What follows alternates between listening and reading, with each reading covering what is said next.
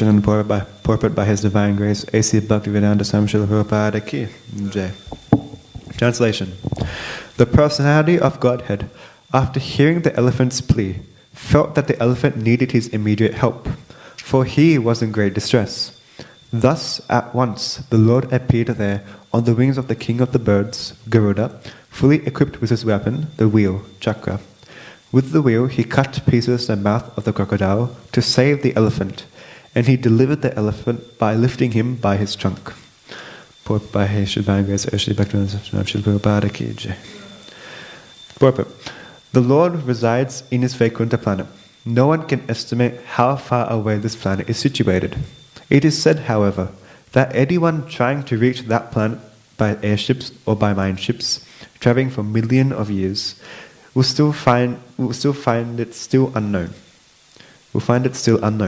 Modern scientists have invented airships, which are material, and the yogis can make a still finer material attempt to travel by mine ships. The yogis can never reach any distant place very quickly with the help of mine ships. But neither the airship nor the mine ship has access to the kingdom of God in Vaikuntha Loka, situated far beyond the material sky. Since this is a situation, how is it possible for the prayers of the elephant to be heard from such an unlimitedly distant place? And how could the Lord at once appear on the spot? These things cannot be calculated by human imagination. Only this was possible by the unlimited power of the Lord. Therefore, the Lord is described here as Aprameya. For not even the best human brain can estimate his powers and potencies by mathematical calculation. The Lord can hear from such a distant place. He can eat from there, and he can appear simultaneously in all places in a moment's notice. Such is the omnipotency of the Lord. Om Jnana Timidandasya Jnana Jana Shalakaya Chakshu Unmilatam Jnana Tasmai Shri Gurave Namaha Shri Chaitanya Manobhishtam Sapitam Jnana Bhutale Swayam Rupa Gadamayam Dadati Svapadhantikam Vandeham Shri Gurum Shri Yuta Padakamalam Shri Gurum Vaishnavamscha Shri Rupam Sagrajatam Sahagana Raghunathan Vitantam Sajivam Sadvetam Savadutam Bhajana Sahitam Krishna Chaitanya Devam Shri Radha Krishna Padan Sahagana Lalita Shri Vishaka Advitamscha He Krishna Karuna Sindhu Dina Bandhu Jagat Pated Gopesha Gopika Kanta Yada Kanta Namostute Tapta Kantana Goyangi Yade Vrindavaneshari Vrishabhanu Sute Devi Pranamhami Hari Priye Vanta Kalpata Rubhyascha Gripa Sindhu Bhavevacha Patitanam Pavanebhyo Vaishnavebhyo Namo Namaha Jai Shri Krishna Chaitanya Prabhu Nityananda Shri Advaita Gadadaya Shivasadi Gaura Bhakta Vrinda Hare Krishna Krishna Krishna Hare Hare Hare Rama Rama Rama Hare Hare. Hare Krishna. So today we are reading from Chapter 7, the scheduled incarnations, and this particular verse is describing the pastime of Gajendra. So in this particular verse, we can see two main key points. Why should we surrender, and how do we surrender? These two are the main points that come from this pastime. So one point just to start us off with this pastime is that Gajendra Moksha Lila, the pastime of Gajendra, is very easy to relate to. There are two reasons for this. Firstly is that we can learn many lessons from this pastime. But secondly, it is very easy to relate to because it's like our own lives. We are living the same life as Gajendra is. However, in other pastimes of the Lord, we can learn many beautiful lessons, no doubt. So many lessons we can actually learn. But these pastimes are not very easy to relate to. And for new devotees especially, or for those who are just starting Krishna consciousness, to actually understand Krishna consciousness through these different pastimes, it can be a bit overwhelming, bit of a challenge as well. For example, we have the Mahabharata. The Mahabharata has beautiful lessons to have faith, to respond to problems, etc. But the main theme is losing a kingdom and having a person plan murder against you. This can be, people can't relate to a person planning to kill them straight away, or a person robbing them of their kingdom. Similarly, we have the Ramayana, for example. Ramayana, it teaches tolerance, patience, and devotion, but it's very hard to relate to a person losing his wife, or facing a 10-headed demon, or traveling across the ocean. So in that sense, we can learn so many beautiful lessons, no doubt. But with the Gajendra Moksha Leela, what is very special about this pastime is that we can actually relate to this. We are in the same situation as Gajendra is right now. So this pastime, the concepts in this pastime is directly linked to how we can firstly execute our family life, and secondly, how do we handle attachment. So all of us, we face these two main issues. How do we handle our household duties? How do we maintain our family? And at the same time, how do we not become attached? So these two main lessons are answered through Gajendra Moksha Leela. So from this pastime, a bit more deeply, there are 4 key lessons. The first lesson we can learn is how we can execute our material desires without attachment. Second is how we can defeat death, which I'll add on to towards the end of this class.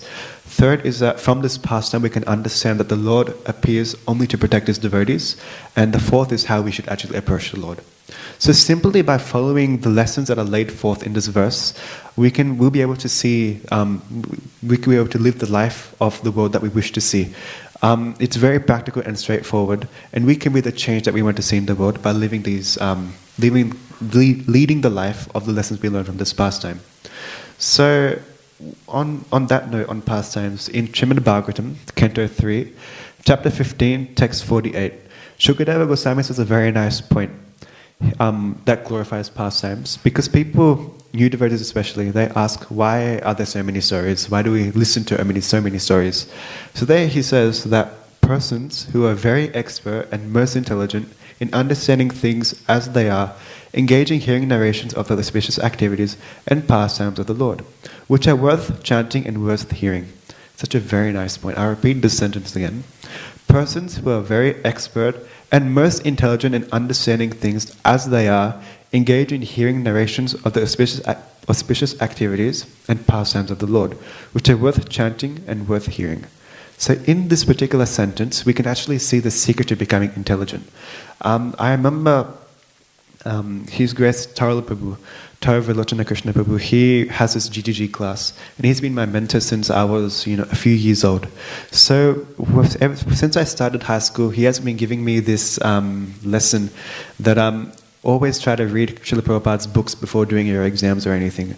And I would always think, okay, why do I have to read? I was, maybe 11, 12. Why do I have to read? I have so many other things to do, this assessment, that assessment, but so many things to do. Why do I have to read?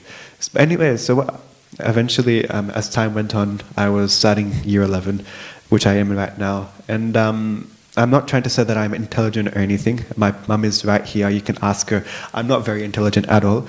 But actually, I had a desire to do extension English. Those who do HSC for year 11 and year 12, they know extension English is really, really challenging. I can't speak of it. It's really, really overwhelming. But Tarula Prabhu actually came to me and he said that my best advice to you is actually read Srila Prabhupada's books. And I started reading. I was reading before. I'm not saying I wasn't reading before, but I started reading in a bit more detail. And actually understood what he meant. Because when you read Srila Prabhupada's books, somewhere or other your consciousness changes and you see everything in a different light. You become stress-free. There's no stress on your shoulders, and you become more intelligent. I'm not saying I'm intelligent, but you see things in a more intelligent way. So ever since then, I don't think there is one English exam that I've actually failed.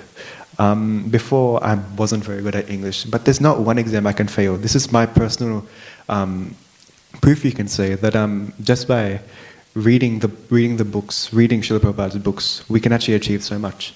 The second point is a bit later on. Shukadeva Goswami says, such persons do not care even for the highest material benediction.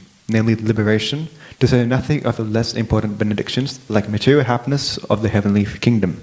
So in other words, by studying these pastimes of Krishna, we become detached. We become detached. We don't become attached to all our material duties or all of our attachments, all of our desires. We don't become attached to them.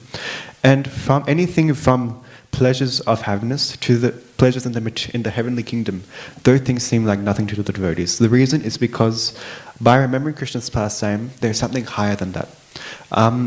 Yesterday, through Zoom, Maharaj was actually giving a class, and he was saying that by remembering Krishna's pastimes, it is non-different from having his personal association. By listening to Krishna's pastime, there's no difference between listening to Krishna's pastimes and having his personal association.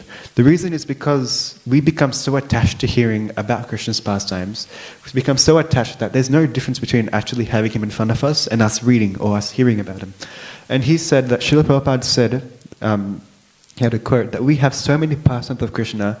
The reason we have so many pastimes, like we have Srimad Bhagavatam, Bhagavad Gita, Chaitanya Charitamrita, we have so many different pastimes. The reason we have all these pastimes is so that we can remember Krishna, we can become attached to Krishna. So I'll again add on to this point a little bit later, but the main point is that listening to pastimes is very important, and it helps us become detached. So on that note, we'll move towards this pastime now. So the pastime of Gajendra first starts off with Gajendra. He's a king of the elephants. He's a very, very powerful elephant king. Very powerful. And when we read in the second and third chapter of Srimad Bhagavatam, we can see that Gajendra went to the pond to feed his wives and children. So he was getting water from his trunk and he was feeding them to his children, feeding them to his wife. So without a doubt, in the beginning, he went and he was doing his duty, which was to be a loving father, loving husband. So he was doing his duty in that sense. But what happened is that he got too carried away by this duty, and he started to draw himself deeper and deeper into attachment. So what he did is he kept on feeding water, and then by continuing to feed water, he brought himself further into the pond. Then he started playing, mucking around, and that is when he actually started taking things too far. That's when he took things too far. Because he was doing his duty as a loyal husband or a loyal father in the beginning. But what he did is that by going into the pond, he started creating a lot of insensitive disturbance. So as living entities, we have to be very careful on this point. We can't create troubles just because of our duties out of attachment. We can't be attached to our duties. So because of this, Gajendra, eventually he was bitten by the crocodile. So the crocodile, in this sense, if we look little bit past, before the pastime, we can see that Gajendra was actually a king by the name of King Indradumna. So Indradumna, he was a very, very powerful king, very pious king. Somehow or other, by a Christian arrangement, he fell to the position of the king of the elephants. At the same time, the crocodile was actually King Nuhu. He was a Gandharva in his past life. He also fell down. So from there, from this pastime in particular of Gajendra going further into attachment, we can see another similar pastime in Damodar Leela. We can see Nala Kuvera and Manigriva. What they did is that they got too attached to their position as the sons of Kuvera. Kuvera is the whole treasure, like Josh Frydenberg of Australia. He's like the treasurer of the whole creation, you could say, the whole heavenly kingdom. And so they were his sons. So they had a very, very big position. So they started to draw themselves into a more sick situation. They became too attached to their wealth, too attached to the opulence, and eventually that led to the downfall. As we know now, when it came, they were too engrossed in their attachment, and it led to their very downfall. So one very important thing is that the more more attachment you become, the more trouble you have to face in the future. The more trouble starts to arise. And it will reach a stage where the damage becomes irreversible. We could see an example of this in Ajamala, for example. Ajamala, he was a pious Brahmana, very pious Brahmana. However, by somehow or other, with one attachment, he just fell down automatically. And he became so attached in his prostitute life, in all his family duties, he became so attached that he could not get out. And we don't want that situation to be with us. So from this we can understand that material attachment is very, very dangerous. So because of this, we have to be very careful not to be attached to our name, our position, our duties, as these things are temporary matters that cause everlasting consequences. I repeat it again. These are temporary objects that cause everlasting consequences. Attachment is temporary, or everything in this world it doesn't last long. Whatever we have, we don't have it for very long. But however, that attachment, that will lead to problems that will keep going on lifetime after lifetime. We have to suffer after a while. So Gajendra, he was being bitten by the crocodile, and a heavy fight ensued with them for 1,000 celestial years. 1,000 celestial years. In one day, celestial day, is equal to what? 6 months on earth. So one day in the heavenly kingdom is 6 months on earth. So because of that, we can understand, I did the calculation, and 1,000 celestial years equals 18 million earth years. 18 million earth years. So this is of non-stop fighting, by the way. 18 million earth years of just non-stop fighting. We can see, WWE matches or something, they last for a few hours. But this is 18 million years of non-stop fighting. So, Bhakti Jaya Maharaj, he gave a very nice example. He gave a very nice class on this in, I think, 2007 or 2009 in Ujjain. There he was saying that Gajendra was a land animal. Gajendra was an elephant. His main nature was to be in the land. And he was very, very powerful. Like Gajendra's power should not be underestimated. He was very, very powerful. And the crocodile was a water animal. He was saying that if Gajendra and the crocodile were fighting on the land, the crocodile would not have stood even one chance. Not a chance at all. He could not win the fight because Gajendra was too powerful in the land. In sport, we call this home ground advantage. When you're playing on a home ground, then obviously you have the advantage on you. But the difference is that Gajendra was attacked in the water. The water was not in his nature. His nature was to be in the land. But he was in the water. So in the water, that is why he could not win. Because the water is the crocodile's, where the crocodile, his strength is. That's his nature. So no matter what he did, no matter what he tried to do, the crocodile just did not let go. So I was listening to a class by His Grace Lagavin Prabhu, and he said that even a dog can be a lion in his own street. It's true. A dog can be a whole lion in his own street. You can be very unpowerful. You cannot have that much power. But if you are in your own house or something, you can be a big king. It's very, very easy. So Bhakti Jaya Maharaj was saying that similarly, our original nature, just like the elephant's original nature, is to be a land animal. Our original nature is to be as spiritual living entities. That is our nature, to be spiritual living entities. Unfortunately, what is happening is that we are trying to experience sense gratification and survival in this material world. So we want sense gratification and we want survival in the material world. But the thing is that the material world is not our nature. It is like the water for the elephant. It's not our nature. We are not meant to be in the water. We're not meant to be in this material world. And just like the crocodile is the animal of the water, this crocodile in this material world is the world of death. This world, Mityoloka, Martyoloka, we have to die in this world. And the simple matter of fact is that this material world is not our nature.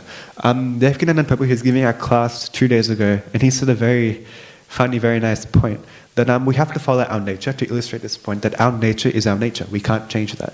He said that if a dog bites a man, for example, bites any of you. If a dog bites you, it's not that much of a big deal. Like the dog, it's their nature to bite you. But if you go turn around and you bite the dog, you'll be newspaper headlines straight away. It's not your nature to bite a dog. And the reason it's such a big thing on the newspaper headlines is because you're not meant to bite a dog. If a dog bites you, that's fine, it's not its nature.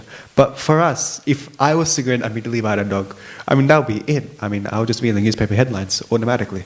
So it's not our nature, that's why it's such a big thing.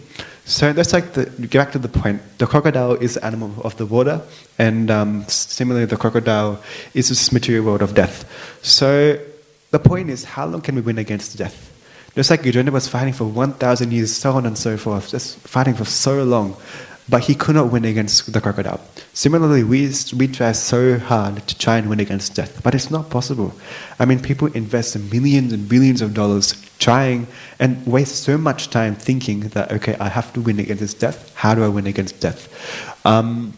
But like when death comes, we can try so hard to avoid it. We can try for as long as we want. But when the time comes. We can't succumb. We have to succumb to death.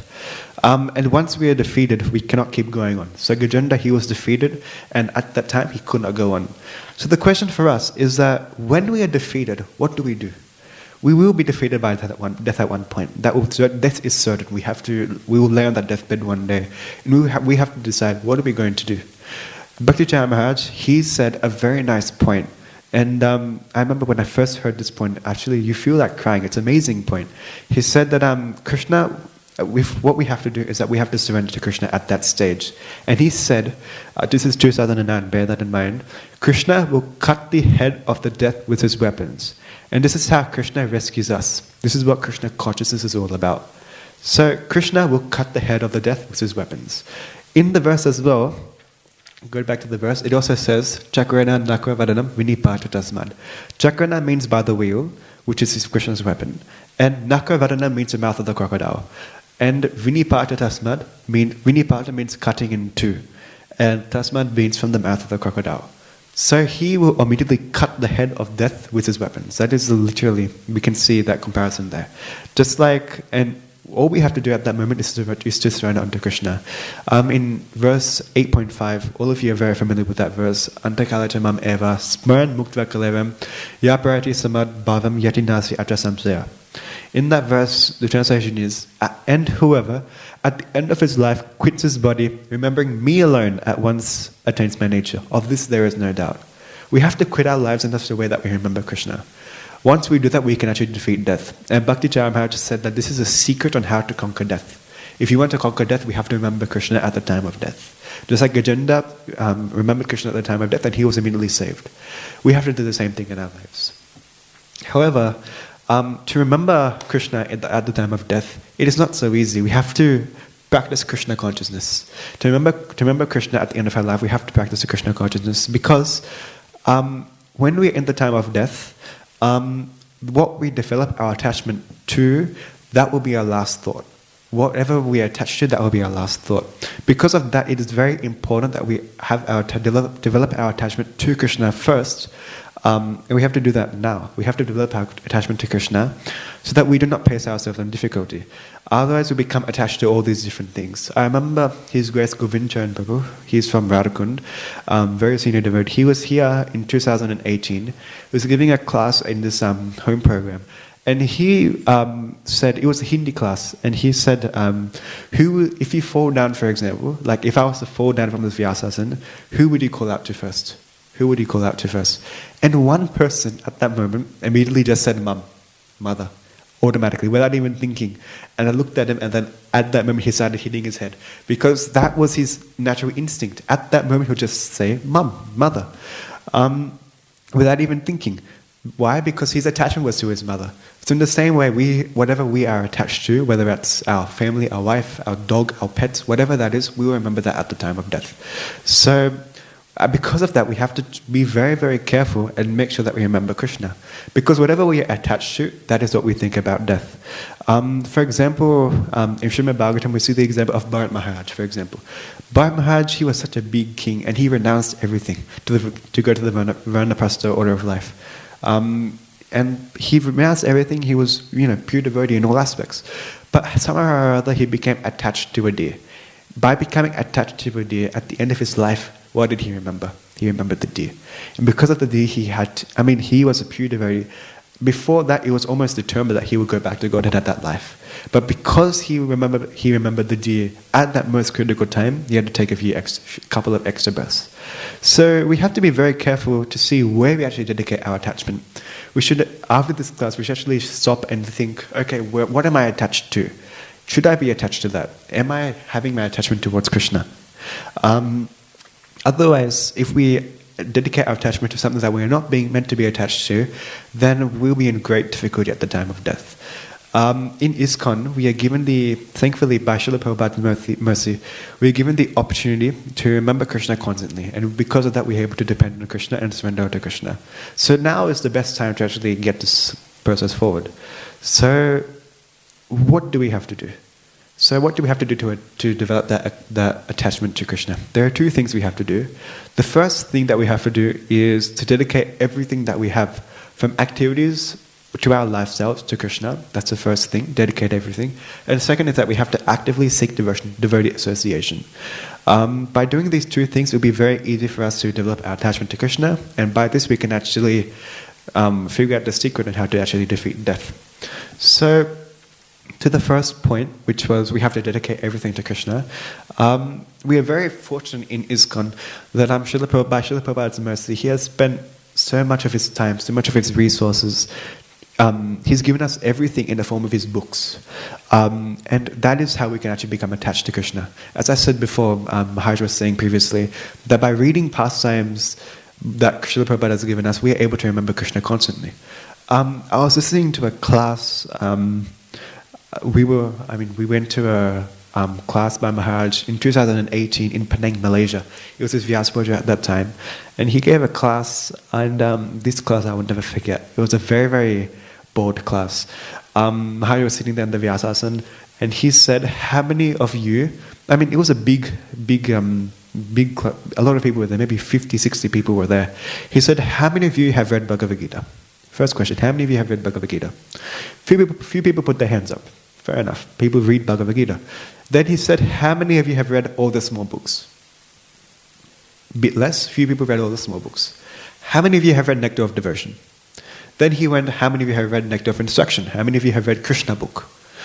People do read Krishna book. How many of you have read Srimad Bhagavatam, Chaitanya Charitamrita, Srila Prabhupada Lilamrita, Srila Prabhupada's letters and conversations?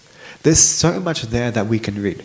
And by the time he said, reached the end, Srila Prabhupada lectures and conversations, no one except for one person put their hand up. And this person was in Krishna consciousness for maybe 20 or 30 years, a very long time. We have so many things in front of us. We have Srila Prabhupada's letters, Srila Prabhupada's conversations, we have his letters, we have so many things. We really don't have any time to waste at this stage. We have so many things that we can actually use, and because of this facility, we are able to develop our attachment to Krishna. By the time the way I always think of it is that by the time I leave this world, I should not regret that, I didn't develop attachment to Krishna, because I have everything that I have in front of me to actually develop that attachment to Krishna. We have everything. We have all the resources we need. So there really is no time to waste. There is no excuse. We have so many books, we have so many services that we can do to their lordships, that we can do to get that attachment toward to Krishna. And another example is that, onto the point that we really don't have any time to waste, is that I've been noticing since I was maybe 5-10 years old, Maharaj, my own Guru Maharaj, His Holiness Janananda Goswami Maharaj, what he would do is that whenever he would be sitting down and honoring prasadam, he would always have someone reading one of Srila Prabhupada's books, at least. One of Srila Prabhupada's books. Maharaj has his Kindle that he actually carries with him. Very, very nice Kindle. He looks after it very well. He has a Kindle with him, and whoever is with him, whoever is traveling with him, that he will make that person read while he's having breakfast, lunch, dinner. He has to have that someone reading the book next to him. And another thing is that Maharaj, he listens to someone reading from the Kindle, or he has his computer and he's always reading. Or another thing that he actually does is that he has an audio lecture box full of Srila Prabhupada's lectures. There he just plays and he just listens. I remember earlier this year, in January, I was actually given the opportunity to serve and stay with Maharaj in New Govardhan. And there I was with him, and I was serving Maharaj, giving him his prasadam. And I put everything on Maharaj's plate. He started eating, and then I sat down. And the funny thing is that for the last so many years, my parents have given me the opportunity to go and read for Guru Maharaj while he was eating. And at that time, I don't know what happened. I was there sitting. I was like, I forgot what to do. Maharaj looks at me, and Maharaj, in a joking way, he said, "Keshav, what are you going to read for me now? What are you going to read for me now?" And I was like, okay. The Kindle was actually packed in the back, so I ran and got the Kindle and everything. And that's when I realized that Maharaj spends every single time of his life I mean, every single spare moment that he has, he tries to develop that attachment to Krishna. Maharaj also, I mean, personally, he's been in my life, he has always tried to make me read Srila Prabhupada's books. Like always, I remember in New Govardhan, for example, we were walking, and always, I mean, when there was no one around, New Govardhan, it's a very nice farm landscape and everything. So I'll be walking next to Maharaj, carrying his bag or something, and Maharaj would put his arm around me. We were walking very nicely, and he would say, "Okay, Keshav, what did you read today? What did you read today? What have you been reading? Tell me what have you been reading?" So like that, Maharaj, from that he made an impression onto me that like we have to read. There's always so much that we can read, and once we actually read, there's so much we can actually learn. So that's the first lesson, first way that we can actually spend our time remembering Krishna. The second thing is that we can have devotee association. So this will be my concluding point. It's 8:30. This will be my last point. Devotee association. So if we read this verse, we can see that, I'll highlight this point first. By having the association of the devotees, having association of the pure devotees, and by following them at every step, by holding onto the lotus feet, we will be able to reach Krishna by their mercy. So in this verse, if we look at the translation, if I was to ask you, who was the first person that Krishna delivered? In this pastime, when he went to deliver Gajendra, who was the first person he delivered? He delivered the crocodile. The crocodile was the first person he delivered. It says, with the wheel, he cut to pieces the mouth of the crocodile to save the elephant. He delivered the crocodile first because the crocodile was holding onto the feet of Lord Krishna's devotee. After that, then it says that he delivered Gajendra himself. But first he actually delivered the crocodile first, before he delivered the elephant. So from that we can understand that if we hold onto the lotus feet of the Lord like a magnet, we stay at the lotus feet, then Krishna will see us, Krishna will be able to recognize us, and we can develop that attachment. So to conclude, to sum up everything that has been said, from the example of a Gajendra, we have to learn how to be attached to Krishna. We also have to perform our duties in such a way that we do not have attachment towards them. And with the mercy of Krishna, and by spending our time meaningfully, and without wasting any unnecessary time, we will be able to go back to Krishna. So on that note, I will conclude here. Thank you very much for giving me this opportunity. I've just repeated what I've heard from my own realizations, what I've heard from the pure devotees. Please give me your association and your blessing so I can continue in this service. Shri Shri Gantharajama Bhagavata Mahaprana ki jai, Srila Prabhupada ki jai, Srila Gurudeva ki jai, Nitya Gaura Premanand.